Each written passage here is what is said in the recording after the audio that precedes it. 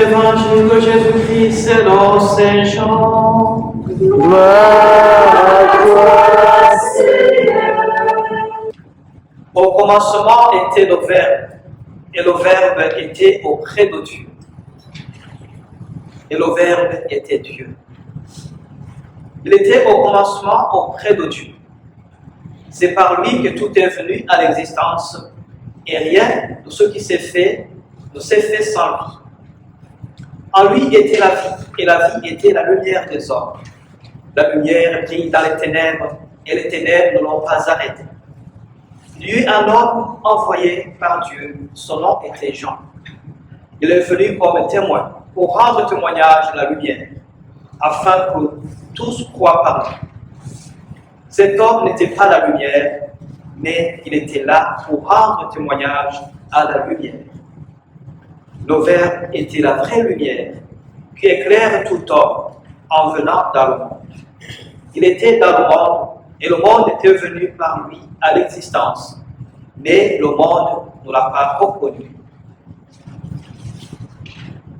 Il est venu chez lui et les siens ne l'ont pas reçu. Mais à tous ceux qui l'ont reçu, il a donné de pouvoir devenir enfants de Dieu, eux qui croient en son nom.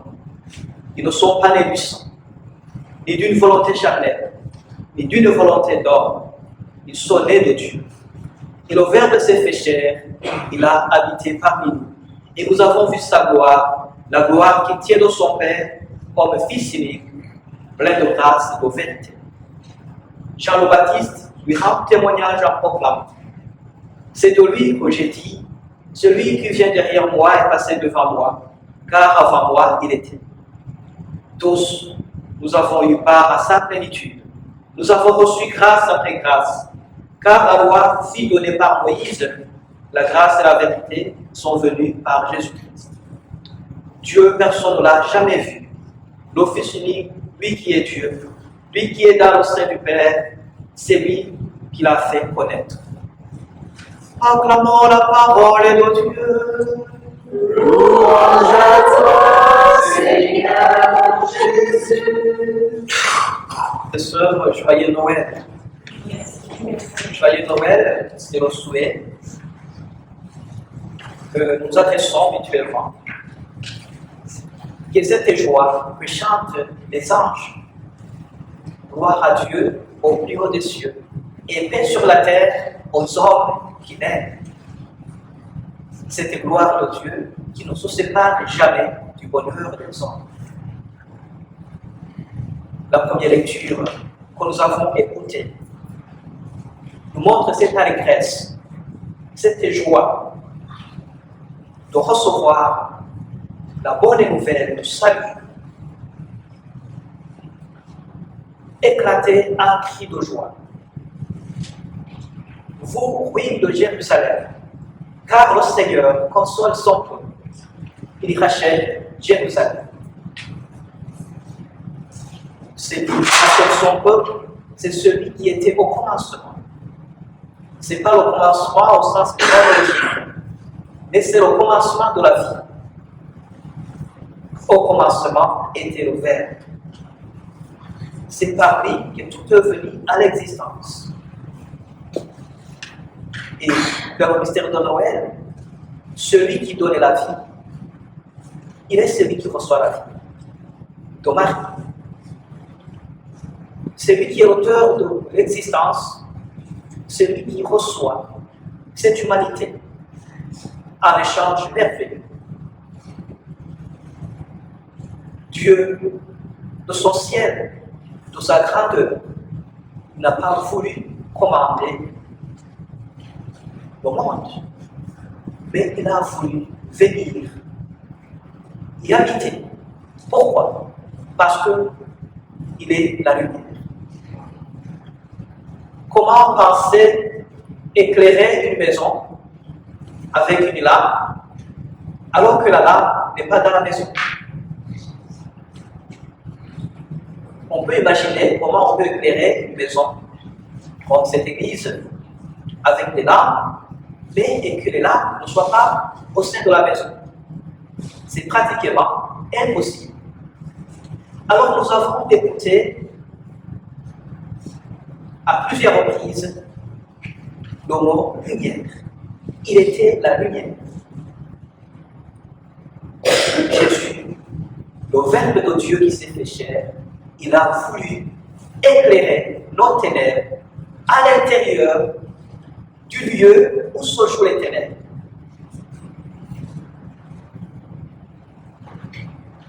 Il n'est pas venu pour supprimer la nuit. Non, c'est pour l'éclairer. Il n'a pas voulu imposer de son ciel ce qui se joue sur terre, mais il a voulu que notre bonheur soit l'œuvre de Dieu et l'œuvre de Dieu. Parce que l'amour n'impose pas, l'amour se propose. À ceux qui l'ont reçu, il a donné le pouvoir de devenir enfants de Dieu et d'avoir part à la plénitude de la grâce et de la vérité.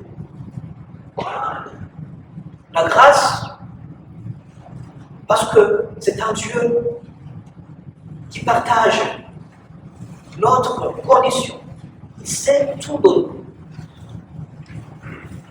Nous n'avons pas à fournir d'efforts pour observer la loi. Parce que ceux qui l'ont reçu ne sont pas nés du sang, ne sont pas nés d'une volonté humaine, mais ils sont nés de Dieu lui-même. Le Verbe de Dieu qui se fait chair, il a accepté d'être émailloté comme nous, comme chacun de nous. Il a appris les premiers pas de sa vie. Il a appris le langage humain, comme nous. Il a appris le métier. Il a passé 30 ans de silence dans la maison de Marie et de Joseph, justement pour nous montrer qu'aucun aspect de notre vie n'est ignoré par le Seigneur. Alors il nous invite à une conversion, pas simplement morale, la conversion de l'image de Dieu que nous avons. Et c'est un Dieu d'une transcendance inaccessible, qu'il faut des craquements des doigts pour résoudre tous les problèmes de la terre, pour exaucer nos désirs, nos soucis. Voilà ce Dieu nous défie toujours. C'est ce Dieu qui nous conduit à la crise, en passant en Dieu qui claque des doigts pour résoudre tous les aléas de l'histoire. Mais le Verbe qui s'est fait chair, qui partage notre condition, c'est un Dieu avec nous, qui éclaire nos pas, qui veut que nous avancions sans toutefois rêver à l'automatisme des faits. Parce qu'il est Christ. Non, c'est un Dieu qui veut que nous fassions confiance, qui se solidarise avec l'humanité, qui souffre avec nous, qui est joyeux avec nous, et qui nous invite à bâtir notre bonheur avec nous. L'incarnation du Verbe, Fils de Dieu, Jésus, ce n'est autre chose que de vivre la plénitude de la vie. Parce que l'humanité seule ne suffit pas. L'humanité seule ne suffit pas. Il faut que notre humanité soit divinisée. Il faut que nous ayons en Dieu qui peut partager tout de nous, excepté le péché. Il nous relève. C'est pourquoi la plénitude de la vie, de la grâce, de la vérité, nous l'avons reçue en Jésus-Christ. Alors il nous invite à être dans cette joie. Parce qu'aujourd'hui nous savons qu'au ciel, dans la Trinité, il y a notre humanité. Ce n'était pas toujours comme ça. C'est une raison d'espérance. C'est une raison de notre fierté. Aujourd'hui, Noël, c'est la fierté pour nous. Parce qu'au sein de la Trinité, la deuxième personne de la Trinité a l'humanité. Il est homme Dieu. Et il s'est tout donné.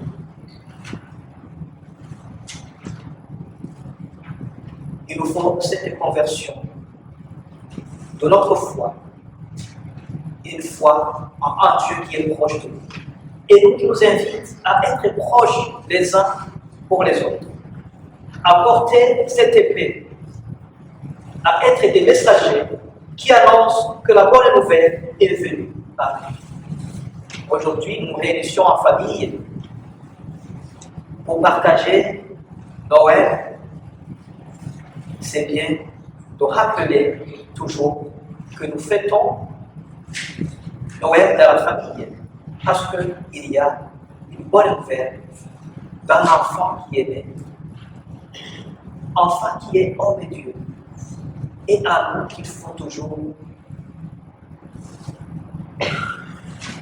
mettre au centre Dieu.